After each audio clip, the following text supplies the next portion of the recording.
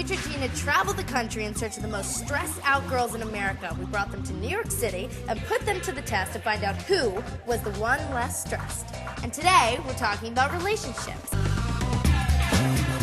Hi, my name is Ashley. I'm 19 years old, and I'm from Houston, Texas.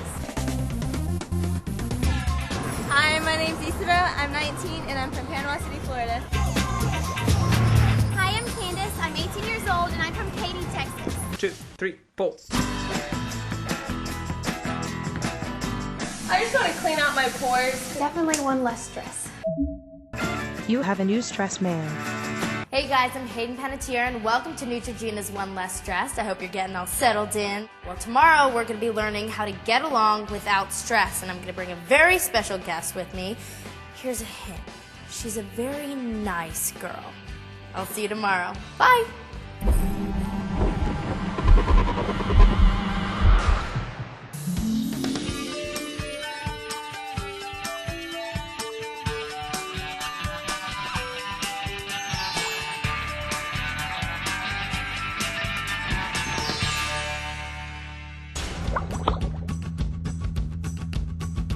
Welcome to Neutrogena's One Less Stress, a series that is devoted to helping you guys out with your stress, and today we're going to be talking about relationships. Sometimes it's easy for us to forget that relationships can be one of our main causes of stress, and when we're fighting with the people we love, we get really stressed out.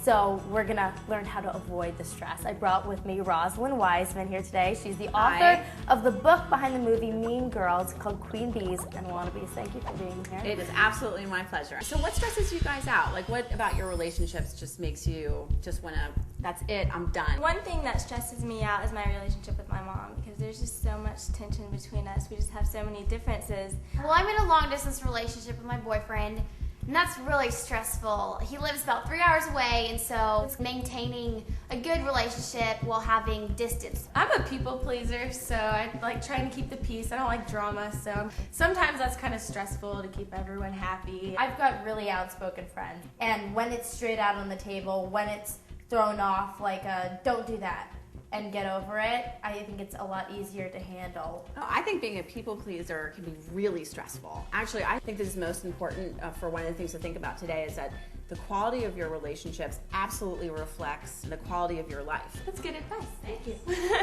So Rosalind is going to give us our stress tips for today. So number one is perception is reality. What the person says is true. If it's you or if it's the other person, everybody is entitled to their truth. So you need to think about how you are coming across and how true that is to how you really feel. So stress tip number 2 is communicate your feelings. Say what you mean what you say. I want you to think about requesting what you want, saying what you don't like, maybe acknowledging the things that you did that contributed to the problem. And the third is that you want to maintain your relationships. And obviously, actually, these are really connected to the first two. Relationships just die away if you don't really say what you mean, right? So think about when are those times when people are able to talk to you. At the same time, if you reach out to them and it's not a good time, that you recognize that it's not a good time. Relationships are really messy. Yeah, they really are. But actually, you know, if they weren't messy, it'd be sort of boring. Now we have a little challenge for you guys. Are you ready to hear what it is? Yeah. We're going to play a relationship game show. Oh, wow. Are you ready? Yeah. Excited? Set on over. Welcome to the One Less Stress game show. There's 2 rounds to this game. The first round is a speed round where we find out how well you know your friends and family. Each correct answer is worth 5 points. The second is where we put what you learned this morning to the test. We'll judge you on how well you incorporated Rosalind's tips, so keep in mind, it ain't just about points.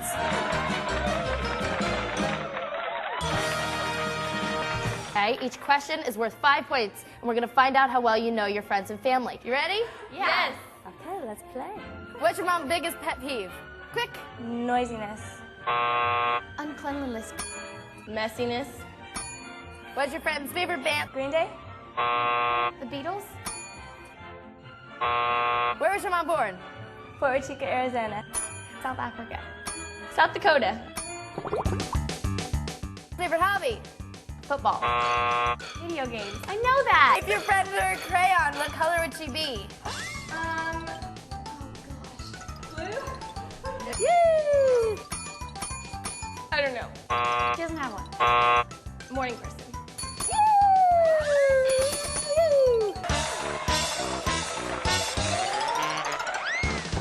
round 2, you're gonna have to put what you learned this morning to the test. Candace, your girlfriend knows the things about you that you're most insecure about, yet she still brings them up. When you ask her to stop, she dismisses you by saying, "I'm just joking, you know I don't mean anything by it."